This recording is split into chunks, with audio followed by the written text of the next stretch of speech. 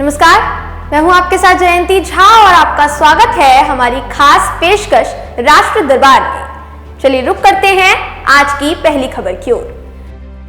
Corona संक्रमण की रोकथाम के लिए दिल्ली सरकार कई नियमों को पारित कर रही है, जिनमें से एक नियम है कि बाजार व सड़क, बस या मेट्रो या फिर सार्वजनिक स्थानों पर मास्क लगाना अनिवार्य किया गया है, जिसके तहत बाजार और बाकी सार्वजनिक स्थानों पर भारी जुर्माने के साथ साथ मेट्रो में भी यह जुर्माना 200 रुपए तय किया गया है।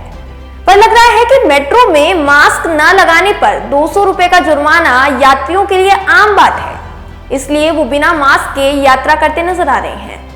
मेट्रो और बस जैसे सार्वजनिक परिवहन में यात्रा के दौरान कोरोना फैलने की संभावना काफी अधिक हो जाती है, क्योंकि एक शख्स भी यदि बिना मास्क के बैठा है और उसे कोरोना हो गया तो बाकियों का मास्क लगाने का भी कोई फायदा नहीं होगा।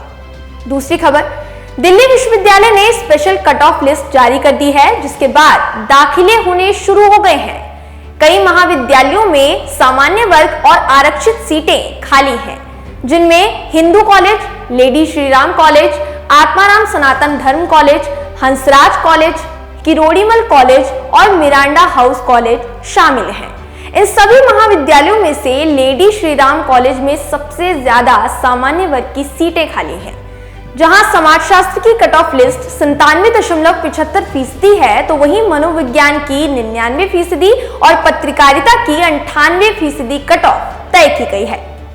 तीसरी खबर, कई दिनों से दिल्ली वासियों को प्रदूषण से राहत मिल गई थी, लेकिन अब लग रहा है कि वापस दिल्ली में प्रदूषण का स्तर ऊंचाई नापने वाला है। गाजियाबाद और नोएडा का प्रदूषण स्तर चरम सीमा पर पहुंच गया है, जहां दोनों का क्वालिटी इंडेक्स 365 और 286 AQI पर आ पहुंचा है। वहीं दिल्ली का एयर क्वालिटी इंडेक्स भी 295 पर पहुंच चुका है। ऐसे में अगले 1-2 दिन में यह स्तर और बढ़ने की आशंका जताई जा रही है। बुधवार को यह आंकड़ा गंभीर श्रेणी में पहुंच सकता है। हालांकि पराली का जलना अब काफी कम हो गया है, जिसके बाद दिल्ली के प्रदूषण में पराली का योगदान केवल 6% दर्ज किया गया है।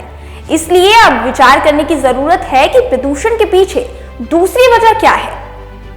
चौथी खबर, रेलवे विभाग ने एक बड़ी खुशखबरी दी है, और यह खुशखबरी रेलवे में नौकरी करने की चाह रखने वालों के लिए है। जो रेलवे की परीक्षाओं के लिए आवेदन करना चाहते हैं, उनके लिए 15 दिसंबर से 1.40 लाख रिक्त पदों पर परीक्षाओं की तैयारी शुरू हो गई है। रेलवे बोर्ड के अध्यक्ष और मुख्य कार्यकारी अधिकारी विनोद कुमार यादव ने सभी जोन महाप्रबंधकों को इस संदर्भ में पत्र लिखा है और परीक्षा को आयोजित करने में सबके सहयोग की मांग की है। क्योंकि ये परीक्षाएं कोरोना काल के बीच होंगी, इसलिए कोरोना के सभी नियमों का सख्ती से पालन करने की अपील की गई है। चलिए बढ़ते हैं आज की मुख्य खबर की ओर। 1 नवंबर को उत्तर प्रदेश के मुख्यमंत्री योगी आदित्यनाथ ने लव जिहाद के खिलाफ एक कानून बनाने का प्रस्ताव गृह मंत्रालय के पास रखा था, जिसके अनुसार जबरन धर्मांतरण के खिलाफ सजा का प्रावधान शामिल किया गया था, जिसे इलाहाबाद कोर्ट ने गलत कानून बताते हुए उसे अमान्य करार दे दिया है। कोर्ट के अनुसार यह कानून 2 परिपक्व मानसिकता रखने वाले युवाओं के अधिकारों का हनन करता है, क्योंकि संविधान के अनुसार कोई भी व्यक्ति अगर अपनी इच्छा के अनुसार किसी भी धर्म की लड़की से विवाह करना चाहता है तो बिना धर्म जाति को ध्यान में रखते हुए वो ये कर सकता है, क्योंकि यह उसकी स्वतंत्रता और उसका अधिकार है। न्यायपीठ पंकज नकवी और विवेक अग्रवाल ने इस मामले में फैसला सुनाया है। उन्होंने कहा कि जब समान लिंग के 2 व्यक्तियों को हमारा देश का कानून इस बात की इजाजत देता है कि वो साथ रह सकते हैं, तो फिर 2 अलग-अलग धर्म की महिला और पुरुष विवाह करके एक साथ रहना चाहते हैं तो उनकी स्वतंत्रता पर कोई कानून या कोई राज्य पाबंदी नहीं लगा सकता। दरअसल इस कानून के खिलाफ प्रियांशी और नूरजहां बेगम ने इलाहाबाद हाई कोर्ट में अपनी याचिका दायर की थी, जिनकी याचिकाओं पर सुनवाई करते हुए कोर्ट ने ये फैसला सुनाया है कि यह कानून लागू नहीं किया जाएगा, क्योंकि इस कानून के तहत अभिव्यक्ति की स्वतंत्रता का हनन तो हो ही रहा है, वहीं एक व्यक्ति को अपने जीवन के संदर्भ में निर्णय लेने के अधिकार की स्वतंत्रता का भी हनन हो रहा है, जो संविधान के अनुच्छेद 21 का उल्लंघन है।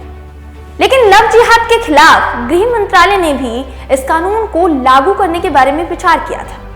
हालांकि कई अन्य राज्यों में अभी भी इस कानून को लागू करने की घोषणा की गई थी। लेकिन सवाल यही है कि क्या उत्तर प्रदेश सरकार ने इस कानून का प्रस्ताव तैयार करते समय अभिव्यक्ति की स्वतंत्रता और उनके अधिकारों को ध्यान में नहीं रखा?